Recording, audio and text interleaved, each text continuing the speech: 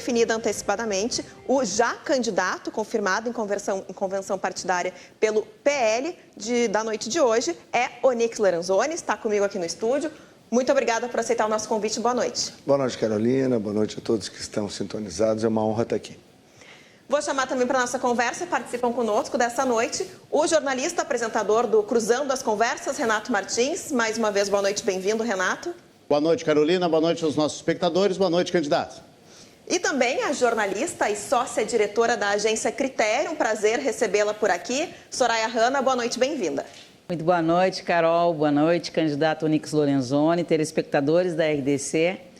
Uma satisfação estar com vocês hoje aqui. Candidato, então, quero começar lhe perguntando exatamente sobre o seguinte. O senhor claro, um apoiador do presidente Jair Bolsonaro, assim como o outro candidato, o senador Luiz Carlos Reins, tem um mesmo eleitorado, que muita gente fala que vai acabar sendo dividido por vocês. No que o senhor se diferencia, o que o senhor pode trazer de diferente para conquistar esse eleitor que também é apoiador de Bolsonaro aqui no estado? Bom, desde dezembro do ano passado, eu tenho dito que todos os grandes partidos do Rio Grande do Sul terão candidatos. Então, assim como o PP vai ter o seu, o PL, nós temos o nosso, da mesma maneira o PSDB, o PDT, o PT. Então, eu tenho dito que eu não tenho olhado para os lados, eu tenho olhado para frente. Acho que a missão de transformar o Rio Grande do Sul é algo desafiador. Nós temos aí, ao longo dos últimos anos, uma perda de terreno em relação aos estados que são vizinhos aqui, Santa Catarina e Paraná. O cenário aqui ficou difícil para quem empreende. Na pandemia, nós tivemos uma gestão que foi uma tragédia. Mais de 200 mil empresas foram fechadas no ano de 2020, porque se escolheu pintar mapa, ouvir pseudocientista e mandar fechar tudo. Então, a gente tem que ter um governo que olhe para as pessoas, que possa mostrar bons caminhos, que possa trazer segurança no presente e o gaúcho, a gaúcha olhar para o futuro e saber que tem futuro. Já vou chamar para a nossa conversa o Renato Martins, com a sua primeira questão. Renato. Candidato, se o senhor vier a ser eleito governador, o que se pode fazer pelo IP, que é responsável por 1 milhão de vidas no estado, sofre uma crise histórica e tem ameaça aí de 40 hospitais querendo se descredenciar do IP? Bom, primeiro, o IP tem duas questões, A primeira delas é a questão previdenciária. Nós trouxemos alguns especialistas para se debruçar sobre ela. Ela aparentemente está sob controle, mas no longo prazo pode ter problemas. Então, nós precisamos garantir o presente e o futuro. Toda vez que a gente toma decisões no presente, a gente afeta futuras gerações. E isso é algo que tem que ser feito com muito cuidado e com muito equilíbrio. Por outro lado, a questão que envolve o IP Saúde, ela é dramática. O IP Saúde, segundo dizem as Santas Casas e os hospitais filantrópicos do Rio Grande do Sul, que atendem mais de 72% do SUS gaúcho, deve 1 bilhão e 400 milhões. Aí eu fico me questionando, por que mesmo que o atual governo mandou um projeto para a Assembleia Legislativa para transferir 500 milhões de reais para o governo federal, que não precisa do dinheiro, para fazer obras federais no Rio Grande do Sul? Na minha visão, tem duas coisas aí. Incompetência de gestão, porque não tiveram capacidade de fazer projetos. E o segundo, muito grave, em vez de salvaguardar o atendimento do IP, que é fundamental para mais de 1 milhão de famílias e para os próprios hospitais, o governo optou por um caminho que me parece contrário ao interesse dos gaúchos. Soraya, por favor. Boa noite, candidato. O senhor é um político experiente, 5 vezes deputado federal, 2 vezes deputado estadual aqui no Rio Grande do Sul, ocupou vários ministérios no governo Bolsonaro. O senhor deve ter percorrido aí pelo Brasil afora e tem visto um tema que eu venho tratando muito aqui na RDC, nos meus comentários, que é a educação, O Brasil vive um problema muito sério na educação. A gente chama do nem trabalha e nem estuda, e isso é um problema realmente gravíssimo. O senhor também tem percorrido aí o Rio Grande do Sul, na sua pré-campanha, e tem visto que tem vagas aí, lugares, regiões que a gente não consegue completar vagas por falta de qualificação, em outras não tem vagas, problemas de desemprego, enfim. e há um jovem aí que não trabalha nem estuda e não tem oportunidade. O senhor tem um caminho, uma solução para esse problema, candidato? Bom, primeiro tu toca numa coisa gravíssima, né? O Brasil tem 8.400.000 nenéns. De 18 a 24 anos, nós fizemos um projeto que foi aprovado pelo Congresso Nacional, foi uma ideia minha, a de criar o Serviço Civil Voluntário, aonde as prefeituras recebem esses jovens, eles trabalham durante um ano, meio turno, nas atividades que a prefeitura escolher, e eles têm como obrigatoriedade fazer qualificação. Então, tem que fazer um curso, no mínimo, por semestre. E aí, eles se utilizam, né, de um convênio que nós fizemos, eu estava no Ministério do Trabalho, com o Sistema S, né, totalmente gratuito. Né? Esse tipo de atividade, ele traz as duas coisas que faltam para esses jovens. Quando ele vai buscar emprego, ele precisa provar, primeiro, que já tem alguma experiência, né, e que trabalhou em algum lugar. E segundo, ele precisa ter qualificação para poder acessar. Nós vamos, por exemplo, na região da Serra, ou mesmo aqui no Vale dos Sinos, nós temos aí milhares e milhares de empregos que ficam 4, 5, 6 meses sem preenchimento exatamente por falta de qualificação. Por outro lado, o Rio Grande do Sul tem um número muito triste. É o 4º estado do país que tem o maior volume de evasão do ensino médio.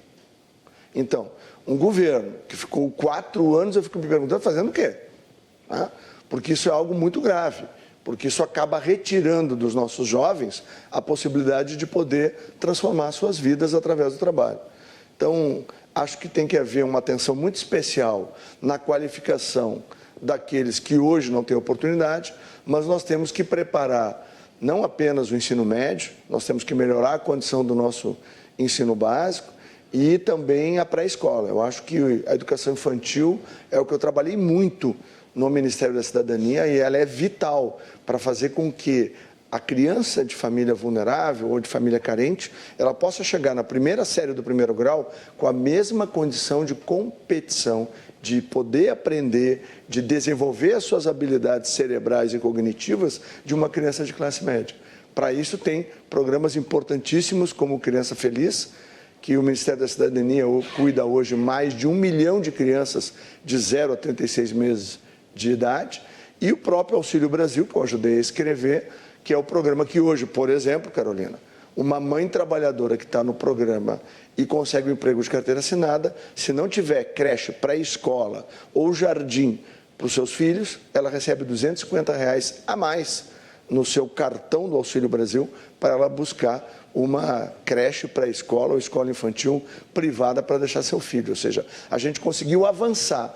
Hoje, o Auxílio Brasil não é mais um empossamento como era o Bolsa Família para pescar voto. É uma rampa de ascensão social. E a gente sempre tem que olhar para os nossos jovens ou para as famílias vulneráveis para montar programas, e o Estado pode ajudar muito, de maneira suplementar, esse programa do governo federal, para fazer com que cada vez mais e mais jovens e famílias gaúchas possam sair do nível de carência e possam prosperar.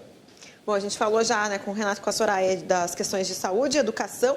Sobre segurança, o senhor já fez também algumas declarações aqui no Estado, dizendo que, no caso de uma eleição sua, criminoso vai ter que se mudar ou então tem que mudar de profissão, né? O que dá para fazer diferente? A gente fala muito da questão da segurança, o próprio governo atual acabou diminuindo alguns índices de criminalidade, outros tantos continuam crescendo.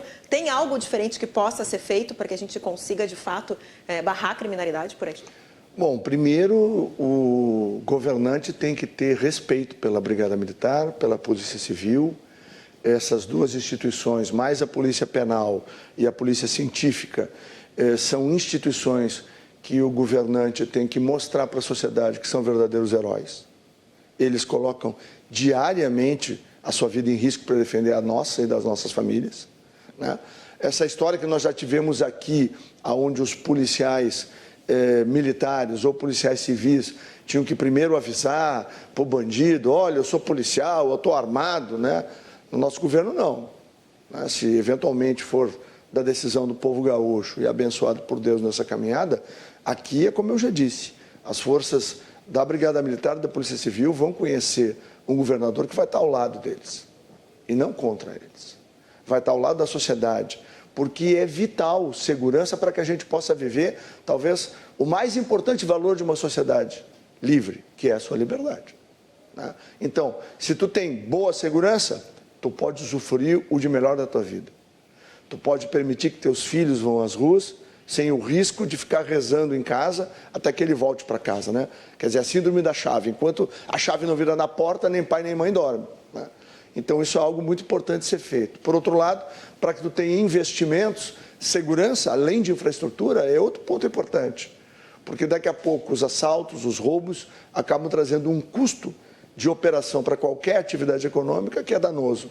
Então, segurança tem sim que ser tratado. Eu já fiz e disse essa frase, eu tenho a mesma linha do presidente Jair Bolsonaro, né? Aqui, ou o bandido vai embora, ou troca de profissão. Aqui não vai ser bom para ele, não. Eu já vou para o nosso estúdio vizinho aqui para saber do Renato Martins qual é a sua próxima questão.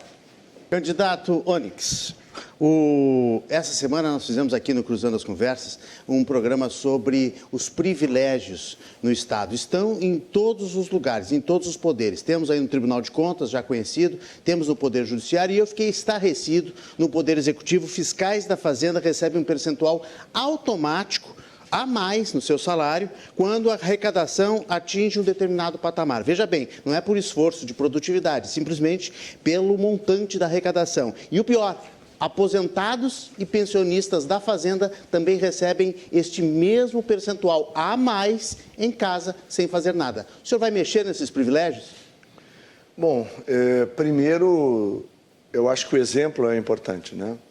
Quando a gente olha o que nós fizemos no governo federal, tem muito do que a gente conseguiu transformar no Brasil que partiu do exemplo do presidente, né? Presidentes anteriores, quando saíam do Brasil, tomavam Romanée Conti a 5 mil reais a garrafa, se hospedavam em suítes de 3, 4 mil dólares a noite, né? E não é o perfil do que a gente fez, né? Do que o presidente Bolsonaro faz, por exemplo. Da mesma maneira que nós vamos ter que nos debruçar sobre isso, né?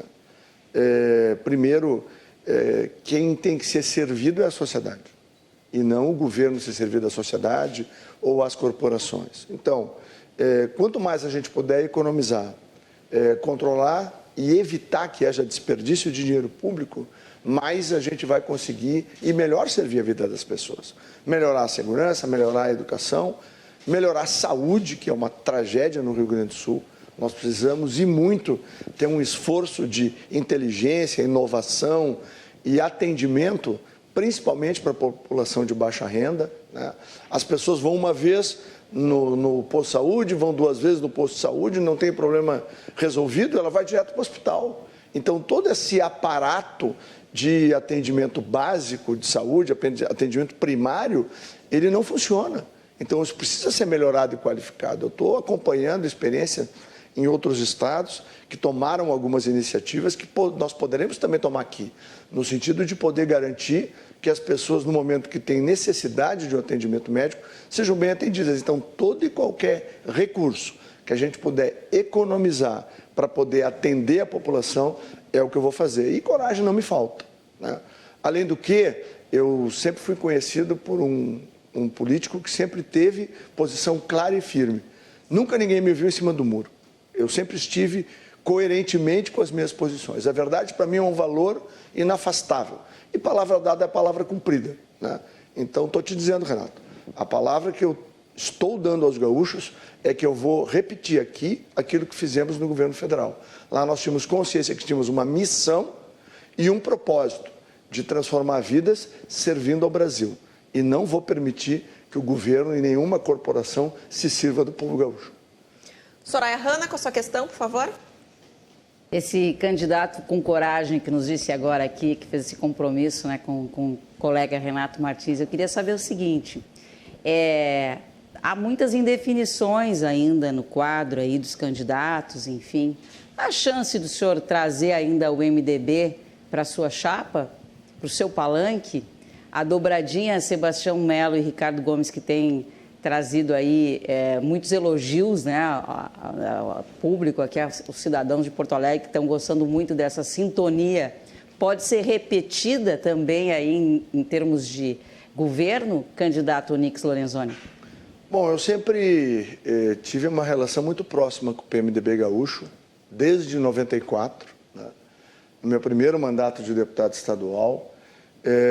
Eu acredito que o PMDB, pela sua história, pela sua tradição, tem todas as condições de ter candidatura própria, mas se o PMDB, e foi isso que eu disse à executiva estadual do PMDB, ao presidente Fábio Branco, com todo o respeito, né, for discutir possibilidade de ser vice de alguém, que seja vice de alguém que é parceiro há quase 30 anos, que nunca faltou nos momentos mais difíceis e que sempre que deu a sua palavra cumpriu, né?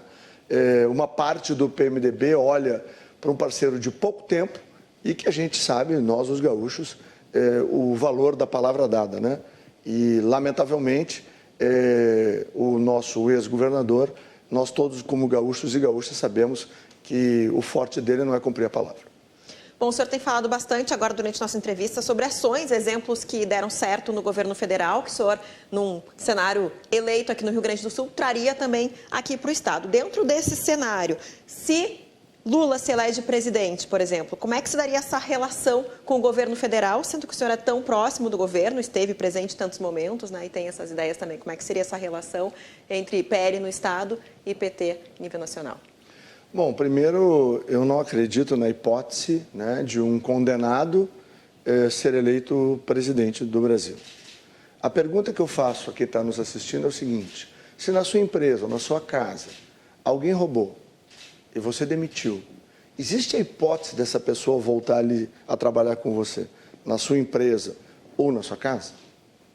Mas a resposta é claro que não. Mas existe então, essa possibilidade se nós não trazemos de volta quem nos roubou na empresa ou quem nos roubou em casa, porque é mesmo nós vamos trazer de volta quem roubou o Brasil. E eu acho que fica muito claro, né, que o sistema luta para voltar para o passado. Nós temos aí uma situação onde nós sabíamos, quando ganhamos a eleição, que o nosso governo tinha que ser disruptivo. A Câmara dos Deputados e o Senado Federal levou 2 anos para entender que o passado de aparelhamento de ministérios de porteira fechada, com licença para roubar, né, que se iniciou lá na reeleição do Fernando Henrique, né, e de lá para cá não parou, e teve aqueles episódios terríveis do Mensalão e do Petrolão. Só no Petrolão são 900 bilhões de reais que foram desviados da Petrobras.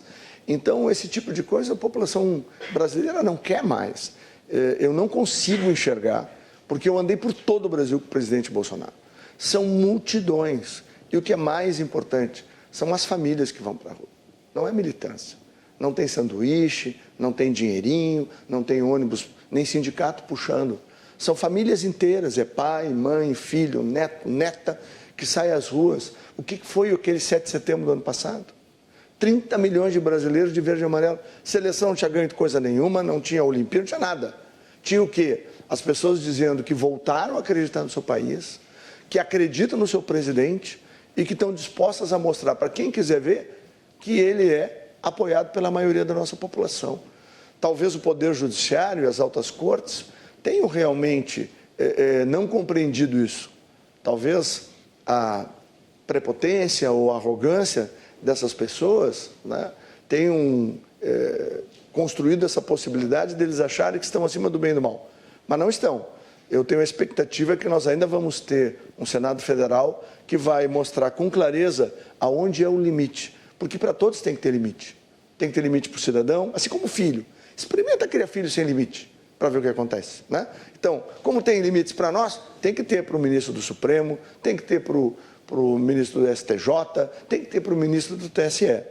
No presente momento, por covardia do Senado Federal, por falta de coragem, por falta de visão e de compromisso com o país, né? Está todo mundo lá olhando para o seu umbigo. Hoje, o Brasil tem um presidente que atua dentro das 4 linhas, uma Câmara dos Deputados que entendeu que o Brasil mudou, mas, lamentavelmente, nós temos cortes superiores que colocam em risco a nossa democracia. Mas eu tenho certeza que o povo brasileiro é maduro, resiliente. E agora, dia 7 de setembro, a gente vai ver de novo uns 40 milhões de brasileiros na rua e o recado vai ser dado. Mais uma pergunta do Renato Martins. Candidato, na questão da dívida do Estado com o governo federal, muitos dizem que nós já pagamos essa dívida há muitos anos. Se o senhor for eleito governador, continua pagando a dívida? Bom, primeiro o governo fez um acordo, né? E aí Sim. tem que cumprir, né? Mas tem claro que eu vou abrir uma discussão. Tem candidato por aí prometendo que, se for eleito, vai parar com esse acordo, vai desfazer o acordo. Inclusive candidato ao governo federal. O que nós temos que ter clareza é o seguinte, né? O Rio Grande do Sul obteve em junho de 2017, Renato, uma liminar, era o governo Sartori, que fez com que o Rio Grande do Sul, de lá até fevereiro desse ano, não pagasse 15 bilhões de reais da dívida para a União. No atual governo, foram 10,4 bilhões que não foram pagos. Se a gente somar esses 10,4, mais os 7 bilhões que o governo Bolsonaro mandou em 2020 para o Rio Grande do Sul, mais os 3 bilhões de privatização e mais os 3 bilhões e 400 milhões de arrecadação a mais do ano passado, nós chegamos a em torno de 24 bilhões de reais. Não precisa ser gênio, né? Para acertar a conta pública com 24 bilhões. É só fazer conta de somar e de diminuir. Agora, o ex-governador cometeu um crime contra o Rio Grande do Sul e contra as futuras gerações. No momento em que ele, dia 25 de fevereiro, sem haver necessidade nenhuma, ele deu ordem para a Procuradoria-Geral do Estado enviar um documento ao Supremo Tribunal Federal, abrindo mão desta liminar e da disputa pelo reconhecimento de uma dívida menor. Nós contratamos em 98 9 bilhões, pagamos 37 e dizem que deve 73. O governador anterior assinou um documento reconhecendo esses 73. Mas ainda há uma ação da OAB, onde tem uma perícia judicial que prova que, no mínimo, essa dívida é 15 bilhões a mais. Se nós recuarmos a 2016, quando houve a mudança do indicador de GPDI para IPCA, e se essa mudança retroagir ao início, essa diferença é no mínimo de 30 bilhões. Com direito de quem? Que um ocupante eventual, como eu também serei, né, do Palácio Piratini, ele compromete as futuras gerações. Eu mandei fazer o cálculo, cara. E, Renato, sabe quanto que o Rio Grande do Sul vai ter que pagar? 168 bi. De onde nós vamos tirar esse dinheiro? Os meus filhos, os meus netos, os nossos descendentes é que vão pagar uma conta porque o ex-governador que queria ser candidato a presidente já tinha perdido a prévia do seu partido, se alçava a ser terceira via no Brasil, viveu um delírio, uma loucura de que tudo valia para que ele pudesse apresentar um portfólio de ser bom gestor. Não foi bom gestor, foi mau gestor, fez mal para o presente e para o futuro do Rio Grande. Mais uma questão da Soraya Hanna, por favor. O que os empreendedores gaúchos do campo e da cidade podem esperar do governo Onyx Lorenzoni? Bom, primeiro, eu só quero relembrar aqui a resposta sobre a dívida. O Rio Grande do Sul já tem, na ação da OAB, uma perícia que fala que a dívida é 15 bilhões menor do que o Rio Grande do Sul reconheceu, só para deixar isso bem claro. Mas vai ter do futuro governador, se essa for a vontade do povo gaúcho, e abençoado por Deus nessa caminhada, alguém que vai ser parceiro, alguém que vai ao encontro do empresariado gaúcho, do campo e da cidade, do comércio, do serviço, do turismo e do agro, para ouvir. Não é escutar, não. Escutar entra por uma orelha e sai pela outra. Ouvir a gente bota no cérebro, passa pelo coração e vai para a execução. A mesma dedicação para criar cenários, para melhorar a condição do cenário para o empreendedor gaúcho, que nós fizemos no Brasil, nós vamos fazer aqui. Nós simplificamos, desburocratizamos, os revogaços retiraram da frente dos empreendedores brasileiros mais de 10 mil decretos, portarias, instruções normativas. O Rio Grande do Sul precisa de uma faxina desse jeito. Tem regra de mais e apoio de menos. Durante os últimos governos, os governos foram muito voltados para dentro da instituição Estado. Agora nós vamos nos voltar, e isso não será apenas um olhar, será sair de dentro do Palácio. Se quiserem me encontrar no Piratini, vai ser segunda e terça de manhã. A partir de terça ao meio-dia até o sábado é na rua, ou seja, é onde estiverem os problemas do Rio Grande do Sul. Conversar com os gaúchos. A gente não pode esquecer que a gente está no sul do sul. Os nossos mercados consumidores no centro do país estão distantes. Se a gente pensar na América do Norte, mais longe ainda, na Europa, ainda pior. Então, nós temos que ter um cenário que compense essa diferença logística pela nossa localização geográfica. Então, serão muitas as iniciativas no sentido de estimular os gaúchos, e aí entra a minha preocupação da preservação do Banrisul. O atual governo, quando recebeu o Banrisul, ele valia 10 bilhões e 400 milhões. Eu vou repetir, 10 bilhões e 400 milhões. Sabe quanto vale hoje? 4 milhões e 200. A pergunta é, aonde foi parar 6 bilhões do Banrisul? Se perdeu na politicagem, na má gestão e na incompetência. Então, num sistema concentrado como o Brasil tem, bancário, tu poder ter um banco regional que seja, claro, tratado profissionalmente, unindo Banrisul, Badesul e BRDE, para fazer uma trinca, para estimular a produção gaúcha, para dar condição de produtividade, quer no agro ou quer nos demais setores, eu acredito que é vital. E isso pode mudar o presente e o futuro do Rio Grande do Sul.